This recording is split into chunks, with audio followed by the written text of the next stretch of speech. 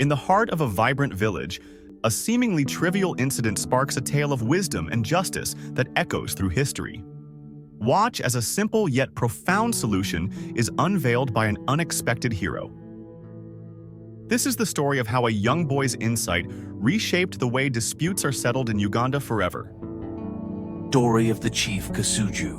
Once upon a time, a man called Lunzi went into the forest to cut firewood, and he came back with a log and stood it up against a banana tree, which was a silly thing to do. A child was sitting in the garden, and nearby was a sheep tethered to a stake in the ground. But Lunzi noticed none of these things. He was very tired, and he went into his house to sleep. Just then, some hunters with their dogs came out of the jungle. The dogs frightened the sheep, and it jumped away. The rope snapped, and the sheep fell against the log, and the log fell on the child and killed it. There was a great noise, everyone talking at once and giving his version of what had happened, and Lunzi came out of his house very angry indeed. And there was a great discussion as to who was to blame for the child's death. Some said it was Lunzi's fault, and some said the owner of the sheep was to blame, and some said the hunters with their dogs frightened the sheep and made it fall against the log, which killed the child. They could not come to any conclusion, so they decided to go to Mengo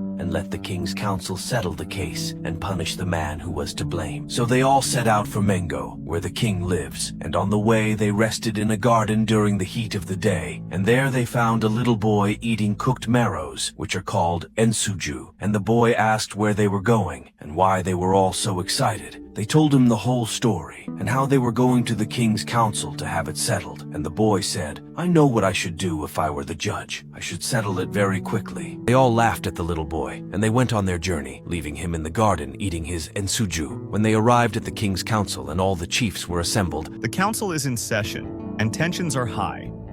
Each party presents their case. Lunzi, the sheep owner, and the hunter all have compelling arguments about who is to blame for the tragic accident. What do you think? Who is truly at fault? Drop your thoughts in the comments and let's see if you agree with the final verdict.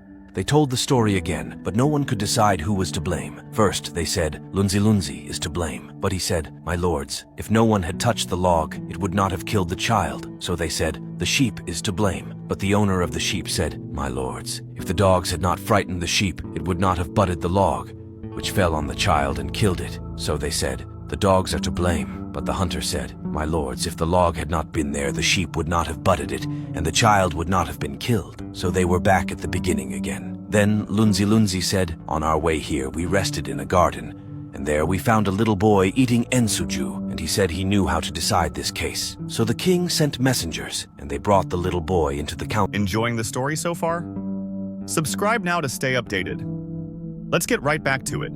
Kasuju has reached the council Hall. Then the katakiro asked him who he was and where he came from, and they told him why the king had sent for him. The little boy knelt down and held up his left hand. "The law says, a life for a life. The log has killed the child, therefore burn the log. The sheep has caused the burning of the log, therefore kill the sheep. And the dogs caused the death of the sheep, therefore kill the dogs. The case is finished." The chiefs were very pleased with the wisdom of the little boy, and the king made him a chief and gave him the title of kasuju, which means a little marrow, and said he should decide all the cases between the king's children, and his children should have the chieftainship after him forever. And now, in Uganda, if there is any quarrel between the princes or princesses, it is not taken to the king's council to be settled, but the chief kasuju hears the case, and his word is law. Enjoyed this story and want to see more? Don't forget to hit the subscribe button and give us a thumbs up. For more fascinating tales and updates, check out our other videos and join our TikTok community. See you next time. Thanks for watching.